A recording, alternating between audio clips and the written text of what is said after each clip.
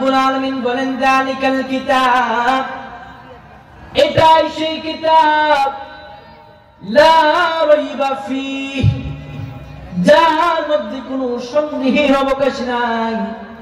হুদাল লিল মুত্তাকিন, যা হলো মুত্তাকি, আল্লাহ ভীরু, আল্লাহর ভালোবাসাময় লোকদের জন্য পথ নির্দেশিকা।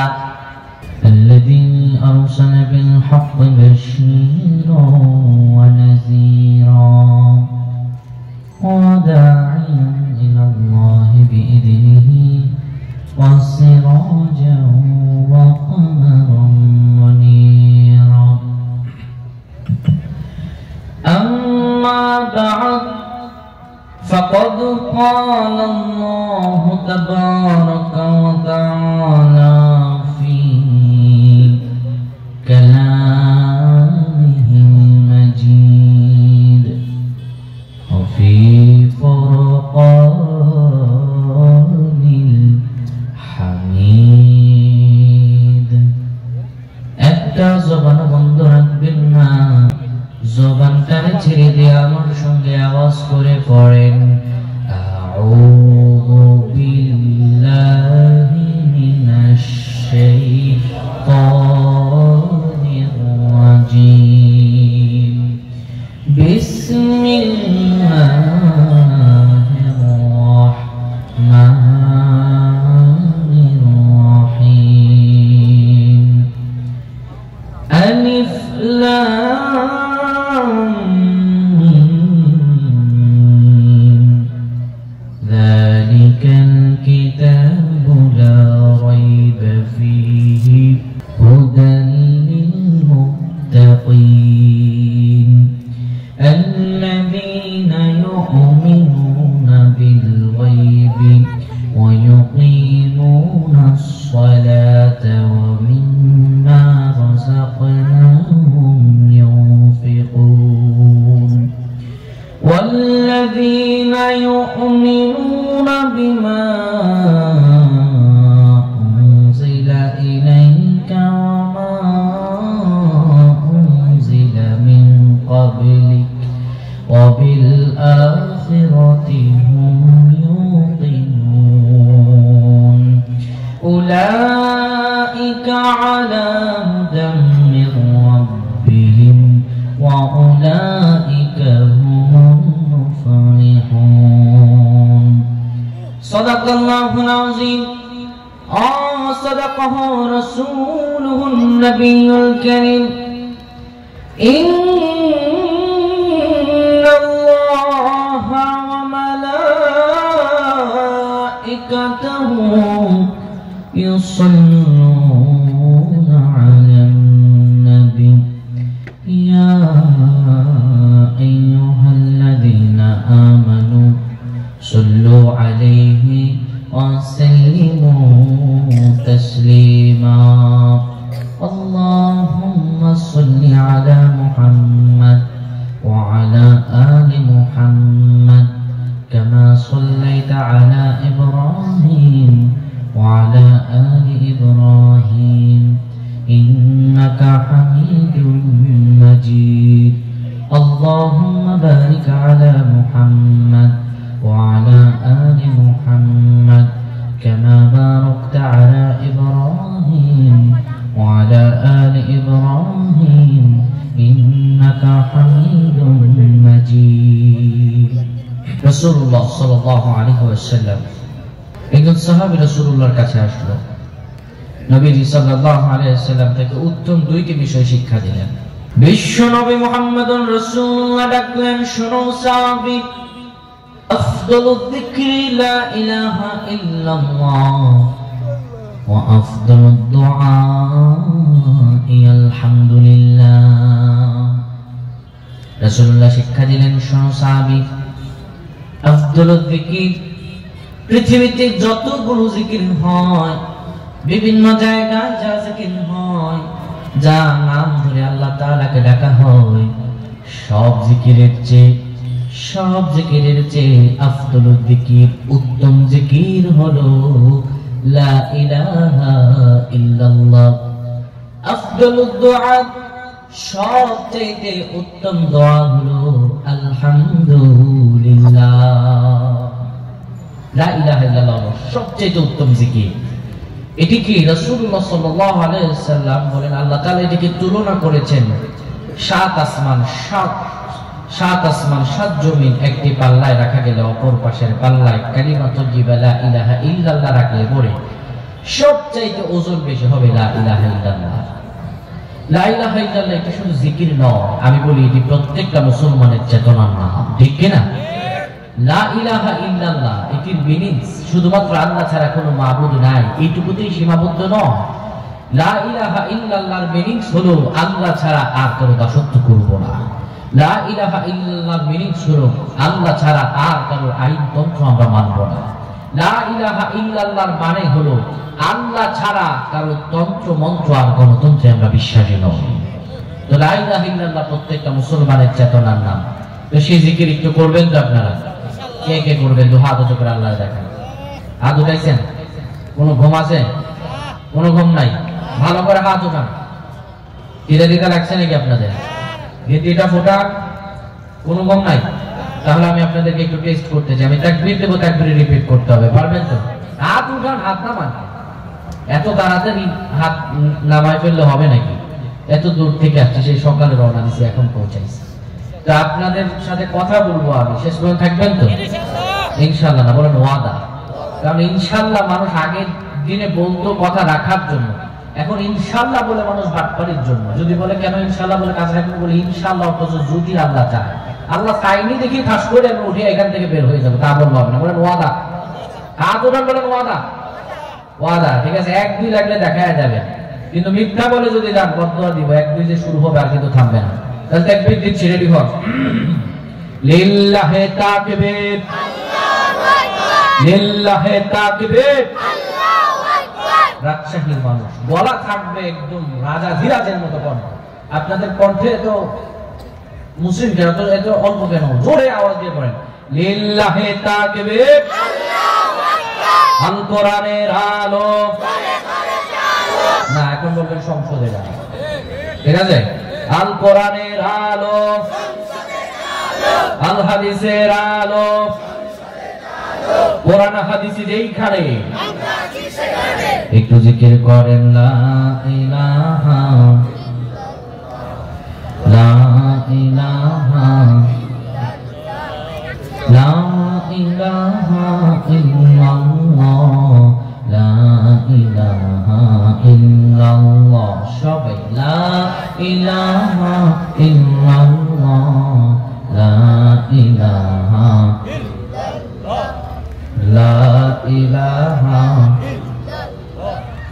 হাসবি রব্বি জাল্লাল্লাহু মা ফি কলবি গায়রুল্লাহ, নূর মুহাম্মদ সাল্লাল্লাহু লা ইলাহা ইল্লাল্লাহ, লা ইলাহা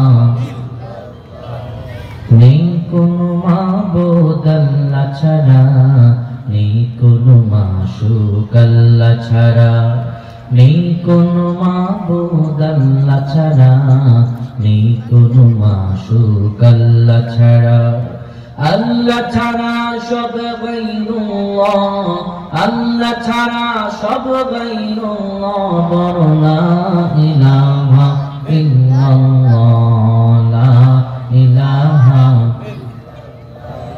লা ইলাহা ইল্লাল্লাহ মুহাম্মাদুর রাসূলুল্লাহ সাল্লাল্লাহু আলাইহি ওয়াসাল্লাম। সব সময় প্রশংসা করব কার? বিপদে পড়লে প্রশংসা করব কার? সুখে থাকলে প্রশংসা করব কার? দুঃখে থাকলে প্রশংসা করব কার? মানুষের ক্ষতি করা যাবে? মুসলমানের দ্বারা কখন মানুষের ক্ষতি হতে পারে? সম্মানিত ভাইরা, আমি আপনাদের সামনে পবিত্র কোরআনুল কারীম সূরাতুল বাকারা থেকে কিছু আয়াত কারিমা তেলাওয়াত করছি। একটা আদত হচ্ছে, আমি আলোচনার পূর্বে আলোচনার প্রেক্ষাপট অনুযায়ী ইসলামী নাশিদ একটা গেয়ে থেকে যদি আপনারা শোনেন তাহলে শোনাবো। শুনবেন তো? আর আজকে আলোচনা শেষ করে যাবেন তো? এবং রেসপন্স করতে হবে প্রত্যেকটা কথায়, তাহলেই না কিছু শিখতে পারবে, ঠিক কিনা? পৃথিবীতে আসার পরে কত পথ আর কত মত আমাদের কাকড়ে ধরে। কেউ কেউ পথ বিক্রি করে টাকার বিনিময়, কেউ কেউ বা ব্রেন ওয়াশ। যে কোনো এক পর্যায়ে হয়ে মানুষ নিজের পথ ও মতকে মানুষ বিক্রি করে দেয় বা ভুলে যায়। কিন্তু আল্লাহ তাআলার কাছে আমাদের একটি আকুল আবেদন, মাবুদ আমরা যেন কোনোদিন পথ হারা না হই। আমাদের একটাই পথ, ইহদিনাস সিরাতাল মুস্তাকিম। তো সেটি আল্লাহ তাআলার কাছে নিবেদন করছি। আমি যদি কোনোদিন পথ ভুলে যাই, হাত ছানি দিয়ে কাছে নিও, মমতার বন্ধনে আমায় বেঁধে সব ভুল ক্ষমা করে দিও, সব ভুল ক্ষমা করে দিও। আমি যদি সব ভুল ক্ষমা করে দিও, আমি যদি কোনদিন পথ ভুলে যাই, হাত ছানি দিয়ে কাছে নিও, মমতার বন্ধনে আমায় বেঁধে সব ভুল ক্ষমা করে দিও, সব ভুল ক্ষমা করে দিও। ভুল ছাড়া জীবনে আর কি আছে, ভুল করে ফিরে আসি তোমার কাছে, তোমার দেয়া সে আলোকিত পথ, যে পথে খুঁজে পাই আসল कीमत, তোমার দেয়া সে আলোকিত পথ, যে পথে খুঁজে পাই আসল कीमत। আজ শুধু ফরিয়াদ তোমার কাছে, সেই পথে চলার শক্তি দিও, মমতার বন্ধনে আমায় বেঁধে সব ভুল ক্ষমা করে দিও। আমিন। সম্মানিত ভাইয়া, আমি আপনাদের সামনে পবিত্র কোরআনুল কারীমের সূরাতুল বাকারার 5টি আয়াত তেলাওয়াত করেছি। এর ভিত্তিতে কথা বলবো, আল্লাহ যেন বলার তৌফিক দান করেন। আমিন। পবিত্র কোরআনুল কারীমে এই সূরাটির ক্রমিক নাম্বার হচ্ছে 2। সূরাটি নাযিল হয়েছে মদিনায়। পবিত্র কোরআনুল কারীমে সূরাগুলোকে 2 ভাগে বিভক্ত করা হয়েছে। কোন কোন সূরা হচ্ছে মাক্কি, কোন সূরা হচ্ছে মাদানী। এটি রাসূলুল্লাহ সাল্লাল্লাহু আলাইহি ওয়াসাল্লামের একটি সিরাতের একটি সৌন্দর্য, যে বিশ্বনবী মুহাম্মদ রাসূলুল্লাহ সাল্লাল্লাহু আলাইহি ওয়াসাল্লামের জীবদ্দশায় 2টি পর্ব, একটি হলো মাক্কি জীবন, আরেকটি হলো মাদানী জীবন। রাসূলুল্লাহ সাল্লাল্লাহু আলাইহি ওয়াসাল্লাম মক্কা নগরীতে থাকতে যে সূরাগুলো নাযিল হতো, এই সূরাগুলোকে বলা হয় মাক্কি। আবার মদিনায় গিয়ে যে সূরা নাযিল হলো তা হলো মাদানী। রাসূলুল্লাহর আগে অন্য পয়গম্বর যারা এই পৃথিবীর বুকে ছিল, প্রত্যেক আম্বিয়ায়ে কেরামের উপর আল্লাহ তাআলা যে ওহী নাযিল পাঠাতেন, যে রাসূলগুলোর উপর রিসালাত পাঠাতেন, সেই রাসূলগুলোকে একটি নির্দিষ্ট জায়গায় যাওয়া লাগতো। একটি নির্দিষ্ট জায়গায় গেলে পরে তাদের উপর সেখানে ওহী নাযিল হতো। হযরত মুসা আলাইহিস সালাম তুর পর্বত থেকে আল্লাহর কাছ থেকে ওহী নিয়ে আসতেন। এইভাবে প্রত্যেক পয়গম্বর বিভিন্ন জায়গায় যাওয়া লাগতো, একটি নির্দিষ্ট জায়গা ছিল। কিন্তু আমার রাসূলুল্লাহকে আল্লাহ এত সম্মান দান করলেন, নির্দিষ্ট জায়গায় নয়, বরঞ্চ আমার রাসূলুল্লাহর জীবনে যখনই প্রয়োজন হতো বিভিন্ন বিষয়ের আমার আল্লাহ রাব্বুল আলামিন সঙ্গে সঙ্গে আয়াতে কারিমা নাযিল করে সমাধান করে দিতেন। সুবহানাল্লাহ কবেন না? রাসূলুল্লাহ মক্কায় তো মক্কায় সূরা নাযিল, মদিনায় তো মদিনায় সূরা নাযিল। এবার বলেন তো দেখি, পবিত্র কোরআনুল কারীমে কয়টি সূরা আছে? সবার মুখ থেকে বের হলো না। সবাই কি শিখতে আসেন না, শুধু শুনতে আসছেন? কয়টি? 114টি। 114টির মধ্যে 112টি সূরা। 112টি সূরার নামকরণ করা হয়েছে সেই সূরার বিভিন্ন ঘটনা থেকে বা বিভিন্ন আয়াতে কারিমার অংশ থেকে। সূরা বাকারায় গাভী, বাকারা অর্থ হচ্ছে গাভী, আর গাভী নিয়ে একটা ঘটনা আছে এখানে, তাই এই সূরার নাম সূরা বাকারা। স্পেশালি আল্লাহ সুবহানাহু ওয়া তাআলা দুইটি সূরার নামকরণ করেছেন, আল্লাহ নিজে স্পেশাল। সব সূরার নাম আল্লাহ নামকরণ করেন, কিন্তু স্পেশাল দুইটি সূরার নাম আলাদা। একটি হলো সূরাতুল ফাতিহা। সূরাতুল ফাতিহা 7টি আয়াত আপনি খুঁজলে পরে এক জায়গায় সূরা ফাতিহা, ফাতিহা শব্দ পাবেন না। আবার সূরাতুল ইখলাস গোটা আয়াতে কারিমা খুঁজলে পরে সেখানে ইখলাস শব্দ পাবেন না। কিন্তু বাকি 112টি সূরা আল্লাহ রাব্বুল আলামিন নাজিলের মধ্য দিয়ে সেই সূরাগুলোর নামকরণ করেছেন, সেটার একটি অংশ থেকে। এবার আসুন আমরা আল্লাহ তাআলাকে প্রশ্ন করলাম, আল্লাহ এই কোরআনুল কারীম যে আপনি নাজিল করলেন, এই কোরআনুল কারীমকে কেন আপনি কোরআনুল কারীমের নাম দিলেন? প্রশ্ন জাগে না? এটার নাম কেন কোরআনুল কারীম হলো? আজকে আমরা স্পেশালি কথা বলবো হুদা নিয়ে। তাহলে আমরা একটু এর আগে একটু প্রারম্ভিকা জেনে আসি, এই কোরআনুল কারীমের নাম কি? এটার নাম কি? এই কিতাবের নাম কি? জোরে বলেন, মুখ খুলে বলেন। আপনাদের কথা থেকে, আপনাদের মুখ থেকে কথাই বের করা যাবে না। খান নাই আজকে নাকি ক্ষুধা আছে? এই কোরআনের নাম কেন কোরআন হলো? অবশ্যই প্রশ্ন আমাদের মনে থাকতেই পারে। কোরআন শব্দটি এসেছে ইকরা থেকে। ইকরা শব্দের অর্থ হচ্ছে পাঠ করো, আর কোরআন শব্দের অর্থ হলো অবশ্যই পাঠ্য গ্রন্থ। আমাদের সমাজে বিভিন্ন পড়াশোনা যারা করে, স্কুল কলেজে কিংবা মাদ্রাসায়, প্রত্যেকটা সাবজেক্টকে বোঝার জন্য যে বইয়ের মধ্যে কোন বিষয় নিয়ে লেখা, সেই বইয়ের নামকরণ আছে। যেমন বাংলা, ইতিহাস, সমাজ বিজ্ঞান, রাষ্ট্রবিজ্ঞান, গণিত, ভূগোল, ইতিহাস। প্রত্যেকটা বই কি বিষয় সেই লেখা আছে সেই বইয়ে, সেটা বোঝার জন্য সেই বইয়ের নামকরণটাই যথেষ্ট। যেমন পবিত্র কোরআনুল কারীমের নাম হলো অবশ্যই পাঠ্যগ্রন্থ। আমরা বিভিন্ন বিষয় দেখে বুঝতে পারি, সমাজ বিজ্ঞানের সমাজ নিয়ে কথা, রাষ্ট্রবিজ্ঞানের রাষ্ট্র নিয়ে কথা, অর্থনীতিতে শুধু অর্থনীতি নিয়ে কথা। এক একটা বিষয়ের উপর আমরা বুঝতে পারি সেখানে সেই বিষয়ে সীমাবদ্ধ। কিন্তু কোরআনুল কারীম এমন একটা নাম যেটার নাম হলো অবশ্যই পাঠ্যগ্রন্থ। তাহলে বুঝতে হবে কোন কিতাবের নাম যদি কোরআন থাকে, তাহলে এটি বোঝা যায় সে কিতাবের মধ্যে সমাজনীতি, রাজনীতি, অর্থনীতি, সমাজবিজ্ঞান, রাষ্ট্রবিজ্ঞান, সমাজধর্ম, রাজধর্ম সহ যাবতীয় জ্ঞান আল্লাহ সেই কিতাবে লিখেছেন। তার মানে বোঝা যায় যে কিতাবকে অবশ্যই পাঠ্যগ্রন্থ বলা হয়, তার মানে সেই কিতাব অবশ্যই পড়তে হবে। আর সেখানে সব জ্ঞানগুলোকে লিপিবদ্ধ আল্লাহ করেছেন, যেখানে সব জ্ঞান লিপিবদ্ধ, যা না পড়লে কোনো জ্ঞান কারো মাথায় অর্জিত হবে না।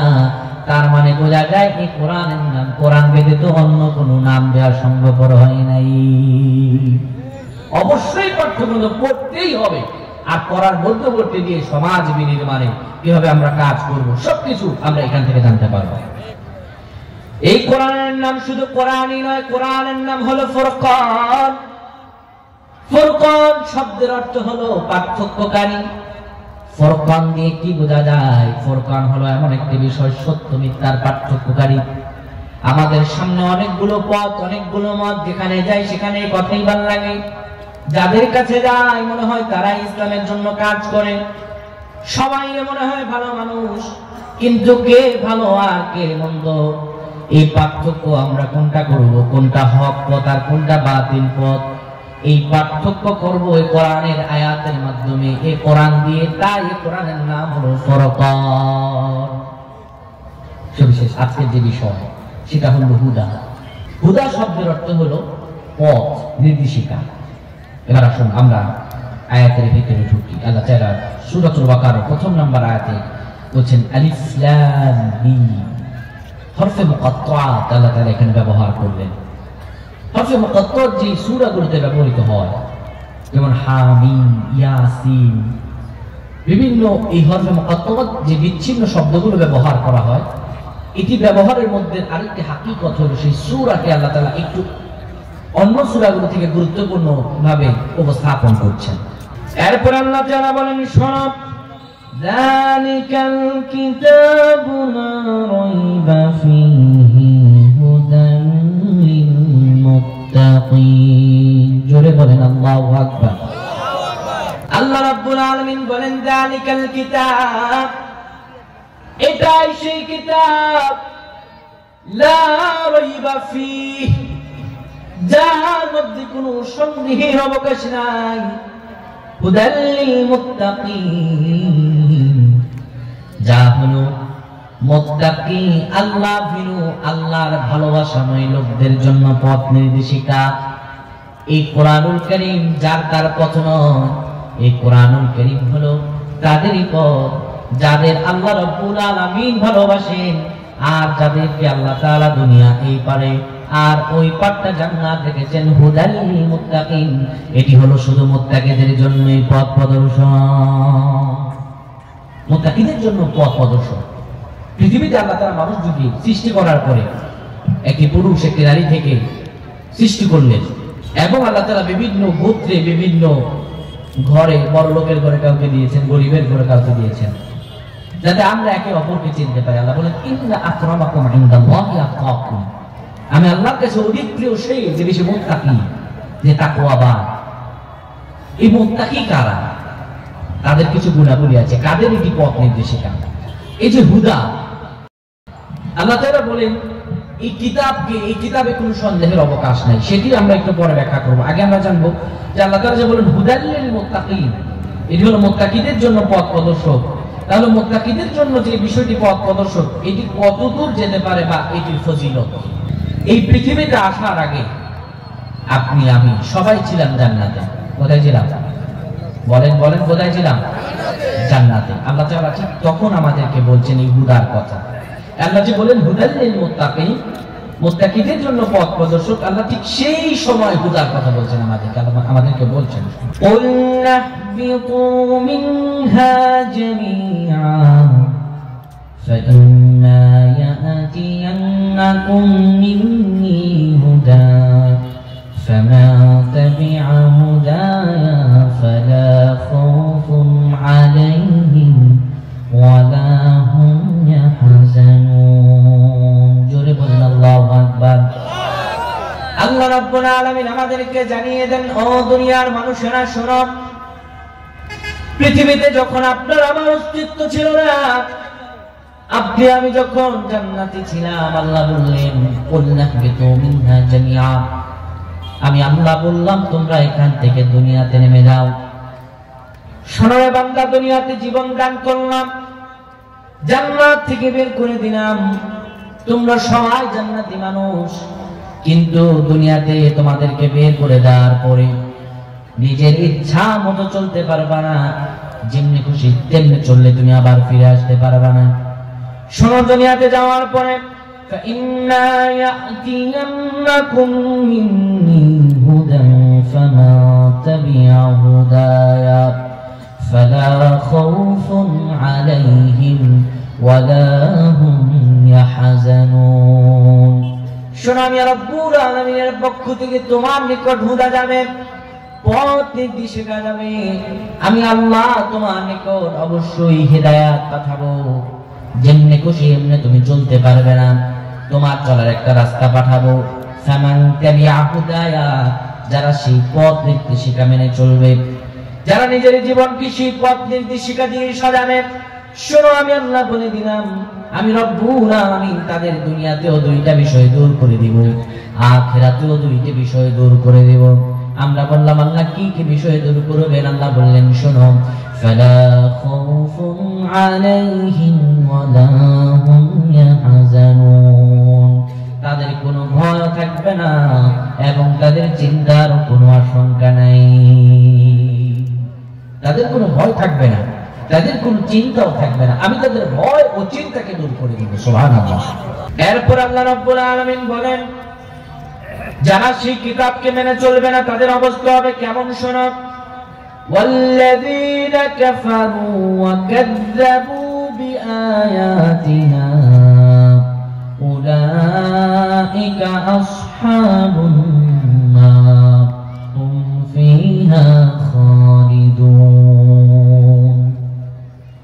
লাম তাফআলু, যারা কোরআনকে মেনে চললো না, যারা ওয়াল্লাযীনা কাফারু, যারা কুফরি করলো, কাযযাবু বিআয়াতিনা, মিথ্যা প্রতিপন্ন করলো, আয়াতগুলোকে মিথ্যা মনে করলো, দুনিয়াটা মস্ত বড়, খাও দাও ফুর্তি করো, এই দুনিয়াকে নিজের চিরজীবন মনে করলো, দুনিয়াকে আসল জীবন মনে করলো, আয়াতকে মিথ্যা প্রতিপন্ন করলো। আমার আল্লাহ বললেন, শোনো, উলাইকা আসহাবুন নার, এরাই হলো জাহান্নামের অধিবাসী, হুম ফিহা খালিদুন, তারা সেখানে চিরকাল অবস্থান করবে। এই দুইটি আয়াতের মধ্যে আপনাকে আমি হুদার পার্থক্য বোঝাই। আল্লাহ রাব্বুল আলামিন বললেন, দুনিয়াতে নেমে যাও, জান্নাত থেকে বের করে দিলাম। যদি জান্নাতের মানুষ আমার জান্নাতে ফিরে আসতে চাও, নিজের ইচ্ছা মতো চললে পরে জান্নাতে ফিরে আসতে পারবা না। যেমনি খুশি তেমনি চললে পরে জান্নাতে ফিরে আসতে পারবা না। অবশ্যই তোমার জীবনকে চলার জন্য আমি আল্লাহ একটি পথ নির্দেশিকা পাঠাবো। ফামান তাবিয়া, যারা সেই পথ নির্দেশিকা মেনে চলবা, ফালা খাউফুন, কোনো ভয় থাকবে না, ওয়ালা হুম ইয়াহজানুন, কোনো চিন্তাও থাকবে না। আর যারা মেনে চলবা না, যারা কোরআনকে নিজের জীবন বিধান হিসাবে গঠন করবা না, তারা হয়ে যাবে জাহান্নামের অধিবাসী, হুম ফিহা খালিদুন, সেখানে তোমরা চিরকাল অবস্থান করবে, তোমাদেরকে আর সে জাহান্নাম থেকে বের করা হবে না। এই দুইটা আয়াতকে বোঝার জন্য আমাদেরকে যেতে হবে 1990 সালে। 1990 ডিসেম্বর মাসে আমেরিকার ক্যাপ কেনেডিতে অ্যাপোলো 11 তিনজন নভোচারী দিয়ে প্রথমে চাঁদে রকেট পাঠায়। যে রকেটের নাম ছিল অ্যাপোলো 11। যে রকেটটি সেকেন্ডে 8 মাইল গতিবেগে ছুটতে পারত। মহৎ, 8 মাইল গতিবেগে প্রত্যেক সেকেন্ডে চলতে পারত। আমেরিকার ক্যাপ কেনেডিতে একটি নিয়ন্ত্রণ ঘাঁটি তৈরি করে রাখা হয়, আর তিনজন নভোচারীকে যাদেরকে চাঁদে পাঠাবে তাদেরকে ডেকে বলা হয়, বাবারা এদিকে আসো, তোমাদেরকে এই যে অ্যাপোলো 11 রকেটটা দিয়ে চাঁদে পাঠাচ্ছি, শোনো, তোমরা চাঁদে যাও। আমাদের এই ক্যাপ কেনেডির যে নিয়ন্ত্রণ ঘাঁটি, এই নিয়ন্ত্রণ ঘাঁটির সঙ্গে তোমাদের সর্বাক্ষণিক যোগাযোগ থাকবে। এখান থেকে তোমাদেরকে আমরা যেই মেসেজ পাঠাবো ঠিক যেইভাবে যেতে বলবো। যদি বলে ডানে যাবা ডানে, যদি বলে বামে যাবা বামে। কিন্তু যদি তুমি আমাদের কথা মোতাবেক চলে তুমি ডানেও যেতে পারো, বামে যেতে পারো, অর্থাৎ নিয়ন্ত্রণ ঘাঁটি থেকে তোমাদেরকে আমরা যেই নির্দেশনা দেব সেই নির্দেশনা যদি মানতে পারো, তবে অবশ্যই তোমরা পৃথিবীর মানুষ আবার পৃথিবীতে ফিরে আসতে পারবে। কিন্তু যদি তোমরা আমাদের নিয়ন্ত্রণ ঘাঁটি থেকে তোমাদেরকে যে মেসেজ ড্রপ করব সেটা যদি তোমাদের কাছে পৌঁছায় আর তোমরা যদি সেই মোতাবেক না চলো, তবে আমাদের সঙ্গে তোমাদের কানেকশন বিচ্যুত হয়ে যাবে। আর কানেকশন বিচ্যুত হয়ে গেলে পরে, তোমাদের সঙ্গে আমাদের ডিসকানেক্ট হয়ে গেলে পরে তোমরা আর পৃথিবীর মানুষ পৃথিবীতে ফিরে আসতে পারবে না। সেই অ্যাপোলো 11 তে তিনজন নভোচারী আমেরিকা থেকে চাঁদের উদ্দেশ্যে রওনা হলো। সেকেন্ডে 8 মাইল গতিবেগে চাঁদের সেই ছোট্ট চন্দ্র তরিতে করে তারা চাঁদের মাটিতে নেমেছিল। কিন্তু এক পাও তারা সেই নিয়ন্ত্রণ ঘাঁটি থেকে যে নির্দেশনা দিয়েছে তা তারা এক পাও এদিকে বাড়ায় নাই, ওই দিকে বাড়ায় নাই, কোন দিকে তারা নিজের মনোযোগকে দেয় নাই। সম্পূর্ণ মনোযোগ সেই নিয়ন্ত্রণ ঘাঁটির মধ্যে দিল, এক চুলো নড়ালো না। সার্বক্ষণিক সময় সেই নিয়ন্ত্রণ ঘাঁটির সঙ্গে তারা যোগাযোগ রাখল। দুইজন চাঁদের মাটিতে নেমে পড়ে, আরেকজন রকেটে থাকে। সে সেকেন্ডে 8 মাইল গতিবেগে চাঁদের চারপাশ ঘুরতে থাকে। দুইজন ছোট্ট চন্দ্র তরিতে করে চাঁদের মাটিতে নেমে পড়ে। চাঁদের মাটিতে নেমে যাওয়ার পরে যেহেতু তারা ছিল বিজ্ঞানী, সেখানে তারা অনেক মূল্যবান জিনিস দেখতে পেয়েছিল, কিন্তু তারা মূল্যবান জিনিসে হাত দেয় নাই। যারা দেখবেন পুরনো জিনিস বা এমন কোন ইউনিক জিনিস আবিষ্কার করে দেখবেন এগুলো অনেক বড় বড় কোম্পানি অনেক টাকা দিয়ে কিনে নেয়, ঠিক কিনা? তারা দেখে চাঁদের মাটিতে এত মূল্যবান জিনিস, মন চাইতেছে হাত দিই, কিন্তু তারা হাত দেয় না। কেন? হাত দিলে কোন না কোন বিপদ এসে যায়, আর বিপদ আসলে পরে নিয়ন্ত্রণ ঘাঁটির সঙ্গে আমাদের যোগাযোগ বিচ্ছিন্ন হয়ে গেলে পরে আমরা আর পৃথিবীর মানুষ পৃথিবীতে ফিরে আসতে পারবো না। অনেক কিছু দেখে তারা মোহাচ্ছন্ন হয়ে গেল, কিন্তু তারা সেখানে হাত দিল না। তারা ছোট্ট চন্দ্র তরিতে করে আবার সেই রকেটের মধ্যে আসলো। সেই নিয়ন্ত্রণ ঘাঁটি থেকে তাদের কাছে যে মেসেজ গুলো দেওয়া হয়েছিল তারা সেটা মোতাবেক মেনে আবার পৃথিবীতে ফিরে আসলো। ঠিক একই সময় রাশিয়াও একটি রকেট ছেড়েছিল চাঁদের উদ্দেশ্যে, কিন্তু রাশিয়ার নিয়ন্ত্রণ ঘাঁটির সঙ্গে সেই রকেটের যোগাযোগ বিচ্ছিন্ন হয়ে যায়। বিচ্ছিন্ন হয়ে গেলে পরে এখনো পর্যন্ত পৃথিবীতে তারা ফিরে আসতে পারে নাই। কখনো ফিরে আসতে পারবে কিনা সেটাও জানা নাই। নিয়ন্ত্রণ ঘাঁটির মেসেজকে তারা উপেক্ষা করে নিজের মন মতো তারা চালানোর কারণে তারা এখনো চাঁদের চারপাশ ঘুরতেছে। আদৌ বেঁচে আছে না মরে গেছে, আদৌ পৃথিবীতে আসতে পারবে কি পারবে না সেটার নিশ্চয়তা নাই। এই দুইটি উদাহরণ দিয়ে আপনি কি বুঝলেন? সূরাতুল বাকারা ৩৮ আর ৩৯ নম্বর আয়াত দিয়ে আপনি কি বুঝলেন? আল্লাহ বললেন তোমরা জান্নাতের মানুষ, আমি বললাম তোমরা দুনিয়াতে নেমে যাও। হুদাল লিল মুত্তাকিন, যেটা তোমরা যদি মুত্তাকি হও, তাকওয়াবান হও, আল্লাহ ভীরু হও, আল্লাহর দেখানো পথ মোতাবেক যদি নিজের জীবনকে গঠন করো, নিজের জীবনকে যেমনি ইচ্ছা এমনি তুমি যদি না সাজাও, আমার কোরআন মোতাবেক যদি তুমি নিজের জীবনকে গঠন করতে পারো, ফালা খাউফুন, কোনো ভয় থাকবে না, ওয়ালা হুম ইয়াহজানুন, কোনো চিন্তাও থাকবে না। কিসের ভয় আর কিসের চিন্তা আল্লাহ দূর করবেন? প্রশ্ন আছে না নাই? কিসের ভয় কিসের চিন্তা দূর করবেন? পৃথিবীর বুকে আপনি আমি যা কিছুই করি সব কিছু চিন্তা আর ভয়ের মধ্যে নিবেদিত। আপনি আমি যা কিছু করি না কেন, যেমন করেন বিভিন্ন কাজ করবে বা বিভিন্ন চাকরি ক্ষেত্রে, যে ব্যক্তি চাকরি করুক তার দিন শেষে এই চিন্তা থাকে মাস শেষে করে বেতন পাবো, এই বেতন দিয়ে আমার ফ্যামিলিকে চালাবো, এই বেতন দিয়ে আমার মায়ের জন্য ওষুধ কিনবো, ভাইয়ের জন্য ওষুধ কিনবো, স্ত্রীর জন্য নতুন জামা কিনবো। আমার সন্তান হলে পরে আমার সন্তানকে বড় হয়ে যায় নাকি? দুনিয়াতে আমি খেতে পারবো নাকি? আমার চাকরি চলে গেলে আমি কেমন করে বাঁচবো? বিভিন্ন ভয় তার অন্তরকে গ্রাস করে। শুধু তাই নয়, বিভিন্ন চিন্তাও তার মাথায় গ্রাস করে। এটা বললাম স্বাভাবিক। আবার যদি আর একটু এক্সট্রা লেভেলে যান, আপনি যখন কোরআনের কথা বলবেন, আপনি যখন আল্লাহ তাআলার দ্বীনকে জমিনে প্রতিষ্ঠা করার কথা বলবেন, এক শ্রেণীর লোকেরাই আপনার মতোই দেখতে মাথায় টুপি আর মাথায় শরীরে জুব্বা, তারা এসে আপনার বিরুদ্ধাচরণ করবে, আপনার ভয়ও দেখাবে, চিন্তাও ফেলবে, কঠিনতম পেরেশানিতে আপনারে ফালায়া দিবে। আল্লাহ বললেন দুনিয়ার চিন্তা, দুনিয়ার কোনো ভয় তাদের থাকবে না, কেউ তাদেরকে ভয়ও দেখাতে পারবে না, কোনোদিনও তারা চিন্তার আশঙ্কাও করবে না। আমি আল্লাহ দুনিয়ার ভয় দুনিয়ার চিন্তা দূর করে দেব। শুধু তাই নয়, আজকে সূর্য এত মাইল দূরে, যখন আজকে শীতকাল শেষে গরমকাল আসে, সূর্যের প্রখর তাপে যে জমিনের উপরে বালির উপরে আপনি হাঁটতে পারেন না, কিয়ামতের ময়দানে জমিনটা হয়ে যাবে তামা, বালির উপরে রৌদ্র পড়ে সেই বালি দিয়ে আপনি আমি হাঁটতে পারি না। জমিন যখন হয়ে যাবে তামা, মানুষগুলো সেখানে দাঁড়িয়ে থাকবে, কিন্তু পা গুলো গলে গলে যাবে, চামড়াগুলো ঝলসে যাবে, চামড়ার ভেতরে যে হাড় আছে আমাদের পায়ে, সে হাড়ের মগজগুলো ঝাঁকারে রাখবে, মাথার মগজগুলো টকবক করবে, ঘামের মধ্যে মানুষগুলো উৎপেতে থাকবে। আল্লাহ বললেন শোনো, আরেকটা দিন আছে, দুনিয়ার ভয় দুনিয়ার চিন্তা দূর করে দিব। শুধু তাই নয়, কিয়ামতের ওই কঠিন ময়দানের ভয়, কঠিন ময়দানের চিন্তাও দূর করে দিব। কোনটা? আল্লাহ তাআলা বলেন ইয়াউমা ইয়াফিরুল মারউ মিন আখিহি ওয়া উম্মিহি ওয়া আবিহি ওয়া সাহিবাতিহি ওয়া বানিহি লিকুল্লি মারইন মিনহুম ইয়াউমাইযিন শাআনুন ইউগনি। আল্লাহু আকবার। আমার আল্লাহ রাব্বুল আলামিন বলেন শুধু দুনিয়ার ভয় দুনিয়ার চিন্তা দূর করে দিব, এইটুকু দিয়ে সীমাবদ্ধ নয় রে বান্দা। শোনো, আমি আল্লাহ তাআলা বললাম ইয়াউমা ফিরুল মারউ মিন আখিহি, যেদিন ভাই ভাইকে চিনবে না, ভাই ভাইয়ের পরিচয় দিবে না, কিয়ামতের ময়দানে আল্লাহ তাআলা প্রত্যেকের হিসাব নেবেন। সেদিন কঠিন ময়দানে ভাই ভাইয়ের পরিচয় দিতে চাইবে না, ভাই ভাইয়ের কাছে যাবে নেকির জন্য, ভাই বলবে কে তুই, তোরে চিনি না, ডিরেক্ট নিষেধ করবে, একজন একজনের পরিচয় দেবে না। শুধু ভাই নয়, ওয়া উম্মিহি ওয়া আবিহি, মা সন্তান থেকে পলায়ন করবে, মা সন্তানের পরিচয় দিবে না, মা সন্তানকে ভুলে যাবে।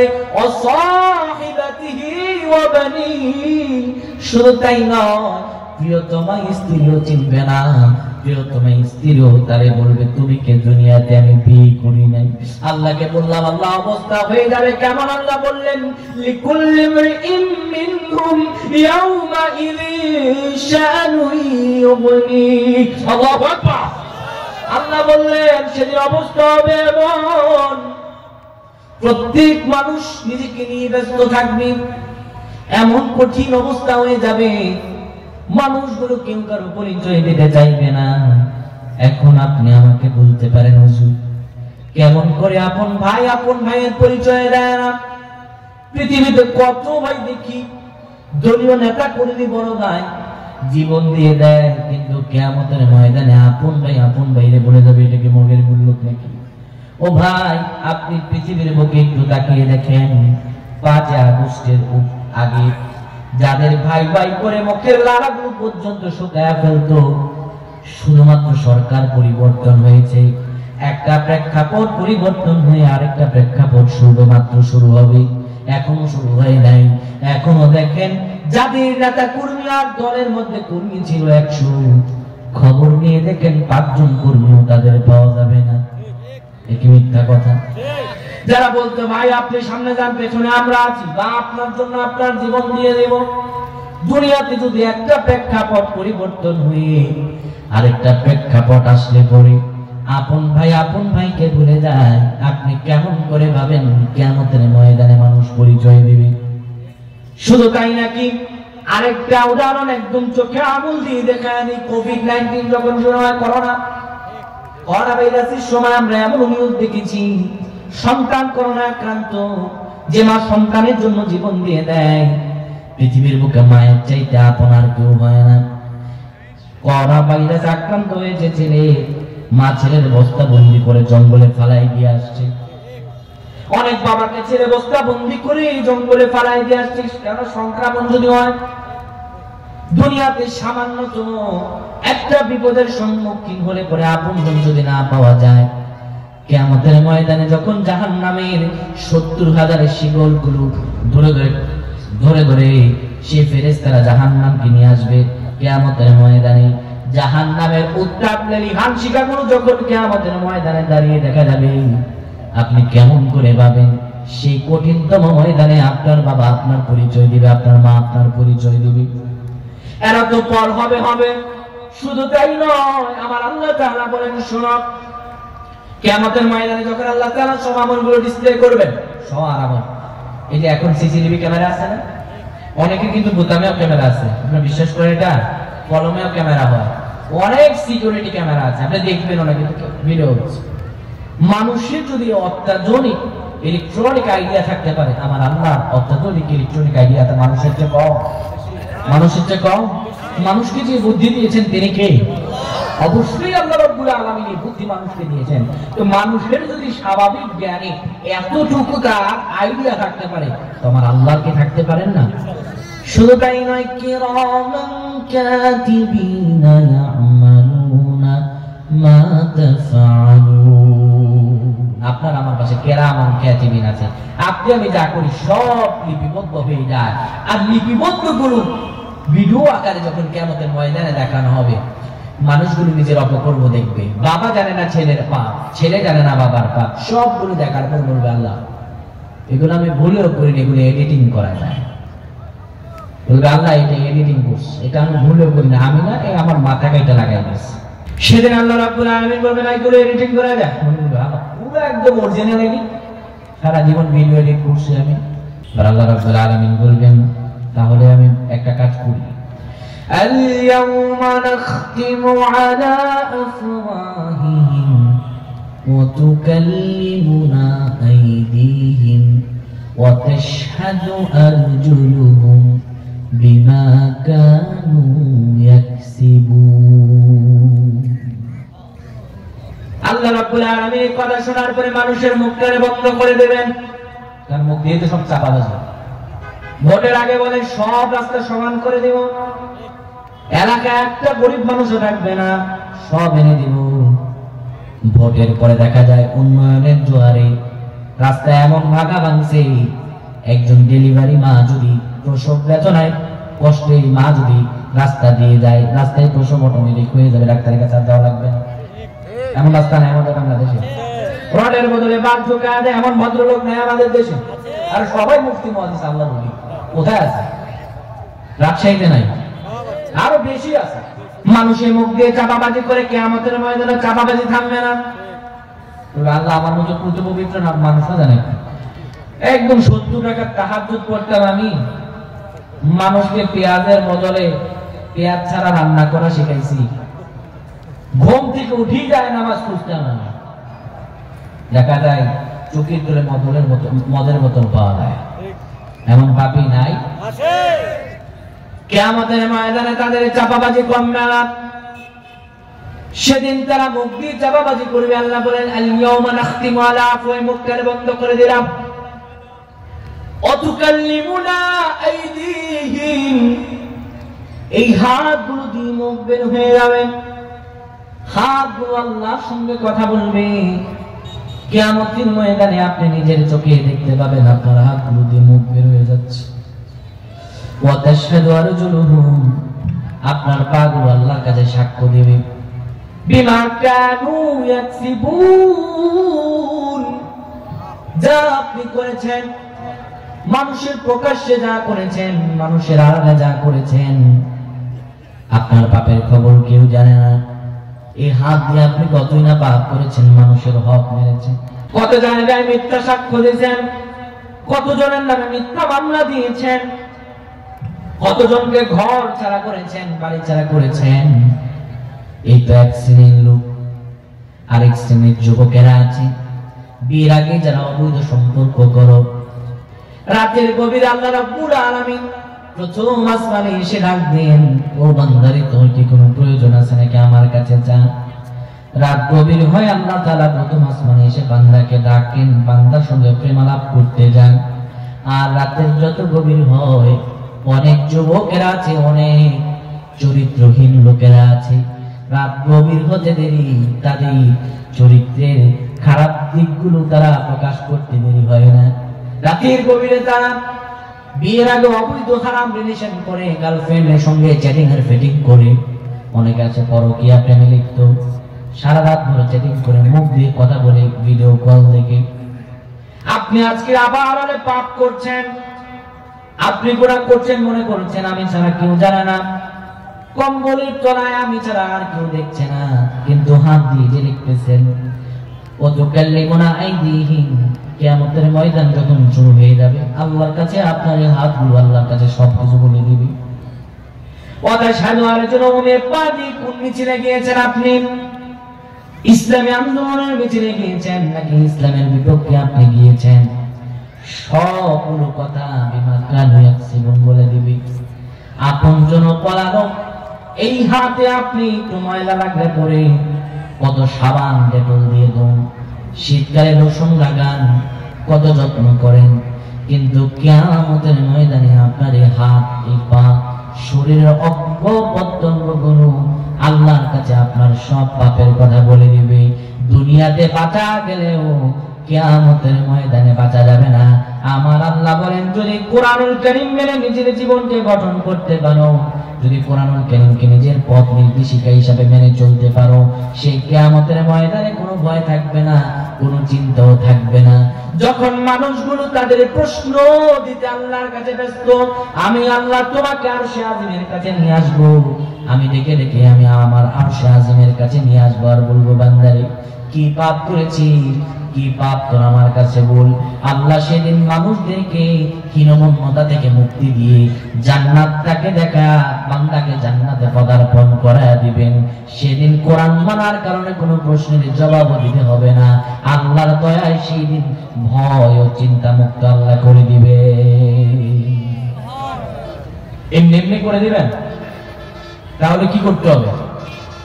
এই কোরআনুল কারীমকে নিজের জীবন হিসাবে গঠন করতে হবে, ঠিক না? শুধু কোরআনুল কারীমকে আপনি একটু মানবেন আর একটু মানবেন না, তাতে হবে না। শুধু একটু মানলাম, আমরা ইসলামকে বা এই যে কোরআনুল কারীম আল্লাহ বলছেন পথ নির্দেশিকা, এই কোরআনুল কারীম আমাদের ধর্মের একটি কিতাব। আমাদের ধর্ম শুধু ধর্মই নয়, এটি কি জানেন? এটি হলো একটি দ্বীন। ইন্নাদ দীনা ইনদাল্লাহিল ইসলাম। ইসলাম হলো একটি জীবন ব্যবস্থার নাম, ইসলাম কোনো দিনের নাম নয়। ইসলাম যদি ধর্ম হতো, শুধু ধর্ম হতো, ধর্ম কাকে বলে? শুধুমাত্র যেমন ধরেন হিন্দুদের মন্দির আছে, তারা মন্দিরে গেলেই পরে মনে করে যে সেখানে পাপ করা গুনাহ, বাইরে পাপ করলে কোনো সমস্যা নেই। খ্রিস্টানদের প্যাগোডা আছে, তাদের গির্জা আছে, সেখানেই তারা মনে করে গুনাহ, বাইরে আসলে পরে তারা সেটাকে বেশি গুনাহ মনে করে না। কিন্তু আপনি মুসলমান হয়েছেন, মসজিদের ভিতরে আপনি যেমন, আপনি বাইরেও ঠিক থাকতে হবে তেমন, ঠিক কি না? আল্লাহ তাআলা বললেন মুমিন তো তারাই যারা কোরআনুল কারীমকে মেনে চলবে। আমি আল্লাহ তাআলা বললাম হুদাল লিল মুত্তাকিন, এটি হলো মুত্তাকিদের জন্য পথ প্রদর্শক। এর আগে আল্লাহ তাআলা এই কোরআনুল কারীমের একটি সার্টিফিকেট দিচ্ছেন। আল্লাহ বলেন যালিকাল কিতাব লা রাইবা ফীহ, এটি এমন একটি কিতাব যার মধ্যে সন্দেহের অবকাশ নাই। কেউ বলতে পারবেন এটা মানুষের বানানো? বলতে পারবেন নাকি? সম্ভব? আল্লাহ তাআলা চ্যালেঞ্জ আগেই দিয়েছেন। আল্লাহ বলেন ওয়া ইন কুনতুম ফি রাইবিন মিম্মা নাযালনা আলা আবদিনা ফাআতু বিসূরাতিন মিন মিথলি ওয়াদউ শুহাদাআকুম মিন দুনিল্লাহি ইন কুনতুম সাদিকিন। আল্লাহু আকবার। আল্লাহ তাআলা বলেন শোনো দুনিয়ার মানুষেরা, ওয়া ইন কুনতুম ফি রাইবিন মিম্মা নাযালনা আলা আবদিনা, আমি আমার বান্দার উপরে, আমি আমার রাসূলের উপরে যে কিতাবকে নাযিল করেছি, যে আয়াতে কারিমাগুলোকে নাযিল করেছি, শোনো তোমরা যদি এই কিতাবের মধ্যে কোনো আয়াতের ব্যাপারে সন্দিহান হয়ে থাকো, যদি তোমরা মনে করো এটা আব্দুল্লাহর বেটা মুহাম্মাদের উপর বানানো, তবে শোনো আমি তোমাদেরকে বলছি ফাআতু বিসূরাতিন মিন মিথলি, তবে যাও তোমরা পারলে কোরআনুল কারীমের মতো করে একটি সূরা নিয়ে আসো। এই সূরাটা অনুযায়ী তোমরা একটি সূরা বানাও, একটা আয়াত নিয়ে আসো, সেই আয়াতের মতো করে নিয়ে আসো। তোমাদের যদি প্রয়োজন হয় ওয়াদউ শুহাদাআকুম মিন দুনিল্লাহি, তোমাদের যদি প্রয়োজন হয় পৃথিবীর যত তোমাদের নেতা আছে, যাদেরকে তোমরা মনে করো তোমাদের প্রভু, তাদের সহযোগিতা তোমরা নিতে পারো আল্লাহ ব্যতীত, ইন কুনতুম সাদিকিন, যদি তোমরা সত্যবাদী হও। পৃথিবীর বুকে এই একটি মাত্র কিতাব, যে কিতাবের শুরুতেই লেখা এটির মধ্যে কোনো ভুল নাই, ভুল হওয়ার অবকাশ নাই। এও আল্লাহ তাআলা চ্যালেঞ্জ করে দিলেন, যদি তোমাদের সন্দেহ হয় এটি মানুষের বানানো, যদি তোমাদের মনে হয় এই কিতাব তোমাদের কারো বানানো, তবে আমি তোমাদেরকে বলে দিলাম তোমরা পারলে এর মতো করে সূরা নিয়ে আসো। বলেন তো দেখি এই কোরআনের মতো করে আরেকটা আয়াত আনা যাবে কি? আনা যাবে? আল্লাহ তাআলা আসে আগেই বলে দিয়েছেন ফা ইল্লাম তাফআলু ওয়া লান তাফআলু ফাত্তাকুন নারাল্লাতী ওয়াকুদুহান নাসু ওয়াল হিজারা উইদ্দাত লিল কাফিরিন। আল্লাহ বলেন না, কখনোই সম্ভব নয়। ফা ইল্লাম তাফআলু, আর পশ্চিম কালেও সম্ভব নয়। ওয়া লান তাফআলু, আর যদি মনে করো এটি তোমার জন্য অবশ্যই সম্ভব নয়, ফাত্তাকুন নারাল্লাতী ওয়াকুদুহান নাসু ওয়াল হিজারা, তবে ভয় করো জাহান্নামের আগুনকে, যে আগুনের ইন্ধন হবে মানুষ এবং পাথর, যে আগুনকে আমি প্রস্তুত করে রেখেছি উইদ্দাত লিল কাফিরিন, যারা কুফরি করবে, যারা আয়াতকে অস্বীকার করবে, যারা আয়াতকে মিথ্যা প্রতিপন্ন করবে। কোরআনুল কারীমের আপনি আয়াত যতগুলো আপনি বলবেন, সবার কাছে তাফসীর শুনতে ভালো লাগবে, কিন্তু আপনি বিশ্বাস করেন গোটা কোরআনের সব আয়াত সবার কাছে ভালো লাগবে না? এটা কি বিশ্বাস আপনার হয়? কথা কয় বিশ্বাস হয় না? অবশ্যই বিশ্বাস হয়। আপনি ধরেন আমি এতক্ষণ যে আপনাদের কাছে ওয়াজ করলাম, কত সুন্দর কথা বললাম, যদি একটু কোরআন মেনে চলে তাহলে তার কোনো ভয় নাই, জাহান্নামের কোনো ভয় নাই, সোজা চলে জান্নাত, একদম সহজ পদ্ধতি।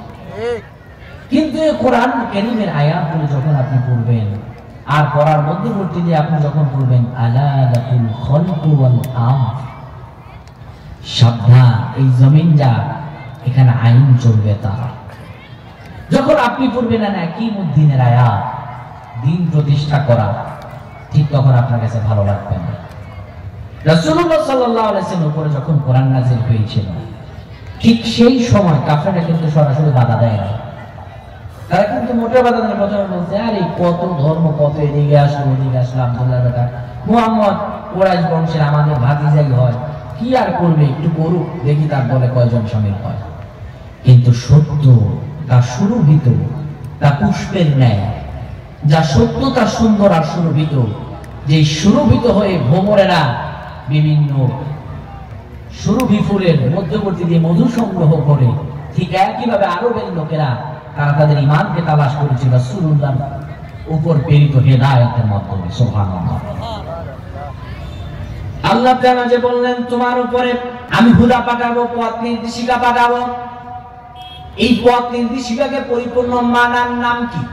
আল্লাহ তাআলা ঈমানদারদেরকে ডেকে বলছেন শোনো ও ঈমানদারেরা, ইয়া আইয়ুহাল্লাযীনা আমানু দুখুলু ফিস সিলমি কাফা ওয়া লা তাত্তাবিউ খুতুওয়াতিশ শাইতান ইন্নাহু লাকুম আদুউম মুবিন।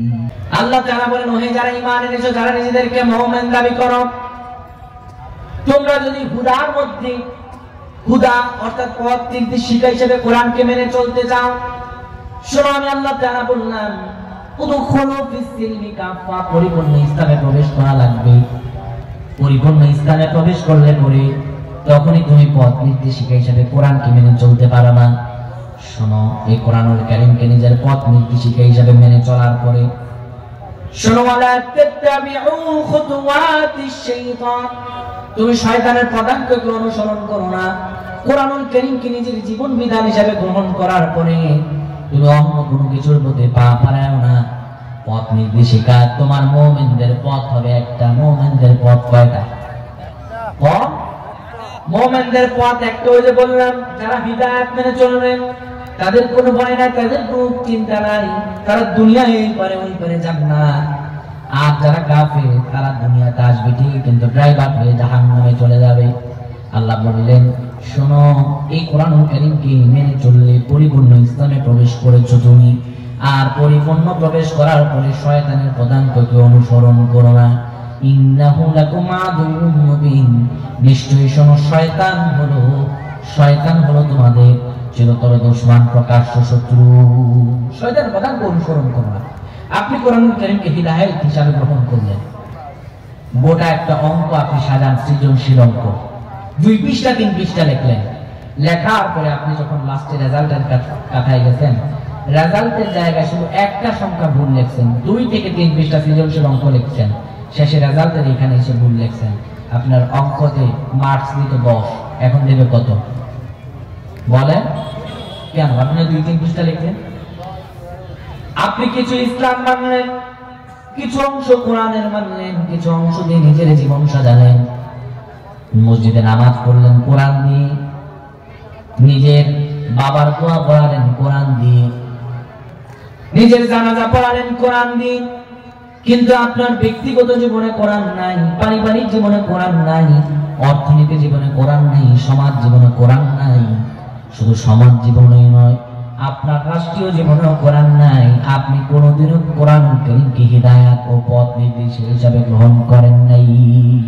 যারা পথ নির্দেশিকা হিসাবে গ্রহণ করবে তারা পুরো কমপ্লিটলি গ্রহণ করবে, আর যারা গ্রহণ করবে না, একটু মানবে না, আল্লাহ তাআলা বলেন তাদের জন্য দুনিয়াতে অপমানকর শাস্তি, শুধু দুনিয়াতে নয় এবং আখিরাতেও তাদের জন্য যন্ত্রণাদায়ক শাস্তি।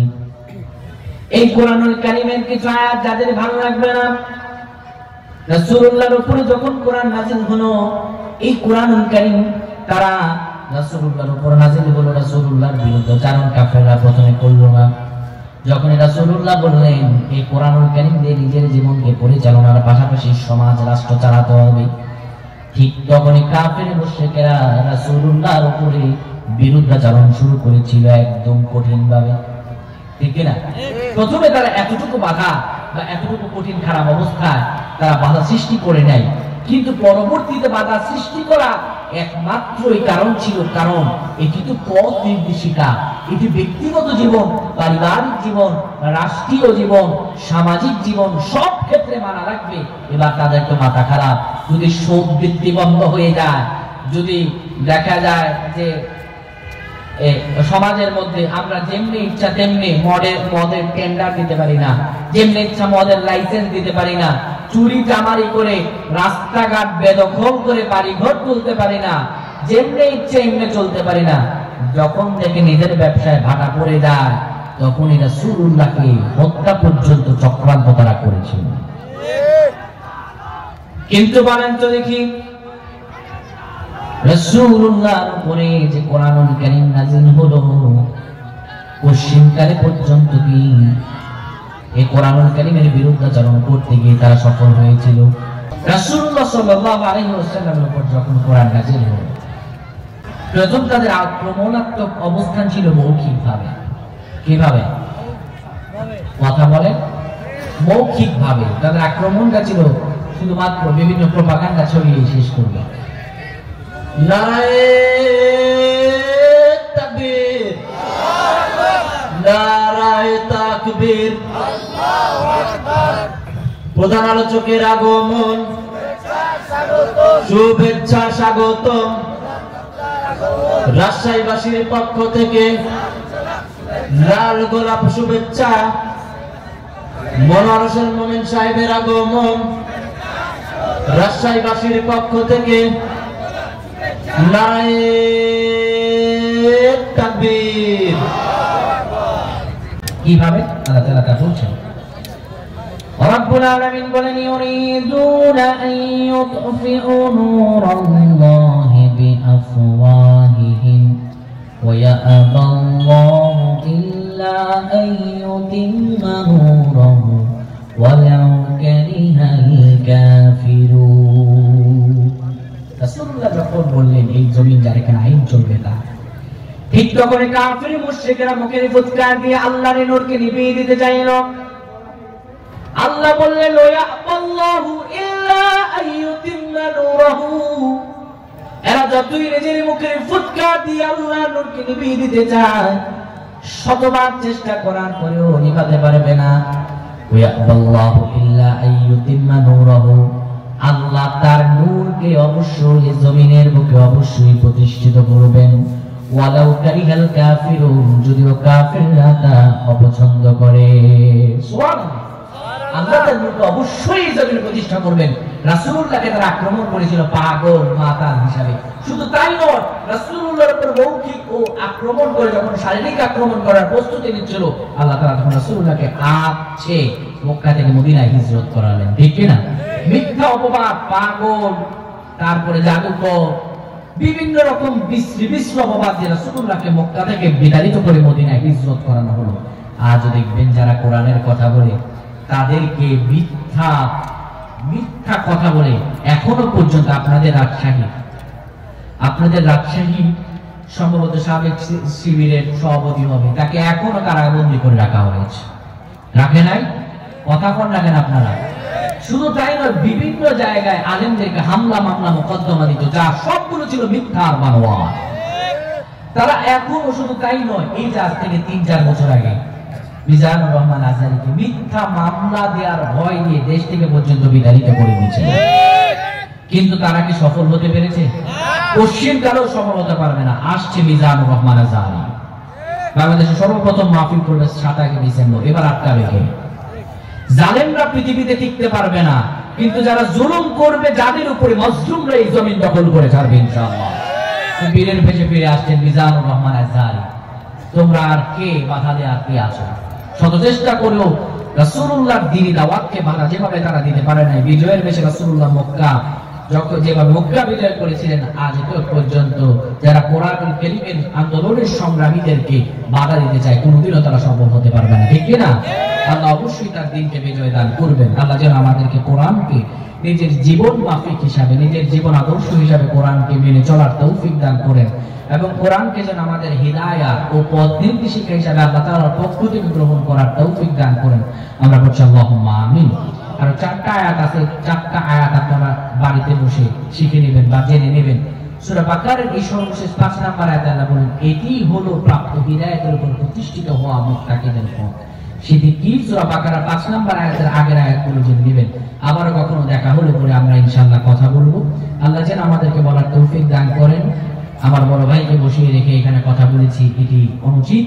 আপনারা আমার কথায় কেউ কষ্ট পেয়ে থাকলে ক্ষমা সুন্দর দৃষ্টিতে দেখবেন। সকলে ভালো থাকবেন, আমার জন্য দোয়া রাখবেন। আমার তৌফিক ইল্লা বিল্লাহ। আসসালামু আলাইকুম ওয়া রাহমাতুল্লাহি ওয়া বারাকাতুহু।